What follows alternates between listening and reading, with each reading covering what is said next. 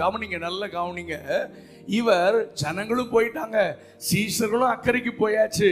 ஆனால் இயேசு மட்டும் அந்த சாயங்கால நேரத்தை எப்படி பயன்படுத்தினார் என்பதை பாருங்கள். அவர் மலையின் மேல் ஏறி தனிமையாக இயேசுவோடு கூட உறவாடினார்.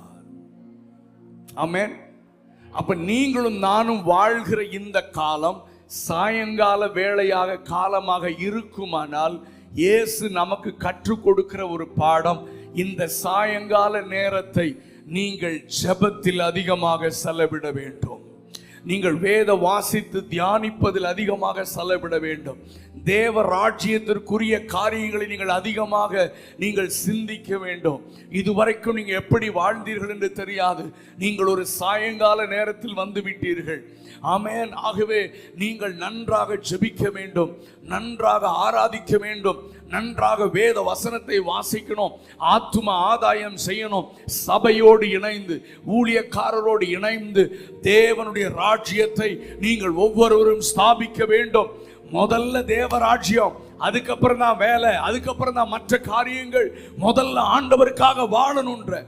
இதுவரைக்கும் நீங்க ஒருவேளை சர்ச்சுக்கு வர்றதை செகண்டா வச்சிருக்கலாம், ஆண்டுடைய காரியத்தை ரெண்டாவது வச்சிருக்கலாம். உங்க வேலை, உங்க குடும்பம், உங்க பிள்ளைகள் பிரியாரிட்டி. ஃபர்ஸ்ட்ல அந்த பிரியாரிட்டி, ரெண்டாவது இயேசு, ரெண்டாவது சர்ச், ரெண்டாவது ஊழியமா இருக்கலாம். ஆனா இன்னைக்கு நான் உங்களுக்கு சொல்றேன், நீங்க சாயங்கால நேரத்துல வந்ததுனால இது வரைக்கும் போனது போகட்டும், உங்க பிரியாரிட்டியை மாத்துங்க. முதல்ல தேவ ராஜ்யத்தை தேடுங்க, முதல்ல ஜெபத்துக்கு நேரம் ஒதுக்குங்க. உங்க சபையில என்ன கூட்டம் நடந்தாலும் ஓடி வந்துருங்க, எந்த வேலையை விட்டுட்டு ஓடி வாங்க. ஏன்னா இதோ நான் சீக்கிரமாக வரப்போகிறேன்.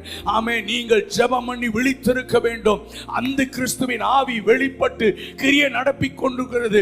கூடுமானால் தெரிந்து கொள்ளப்பட்டவர்களை கீழே விழச் செய்து கொண்டிருக்கிறது. வானச்சு நட்சத்திரங்களை போல இருக்கிற அநேகர் கீழே விழுகிறதை நாங்கள் பார்க்கிறோம். ஆண்டவர் சொல்றார், நிற்கிறவன் விழாதிருக்கும்படி எச்சரிக்கையாய் இருக்க கடவன். எப்படி நீங்கள் நிற்க முடியும்? மனுஷகுமாரனுக்கு முன்பதாக நான் எப்படி நிற்க முடியும்? ஜெபம் பண்ணி விழித்திருக்க வேண்டும். ஆண்டவரோடு நெருங்கின வாழ்க்கையை நாம் வாழ வேண்டும் என்று கர்த்தர் இந்த காலையிலே நம்மோடு கூட பேசுகிறார்.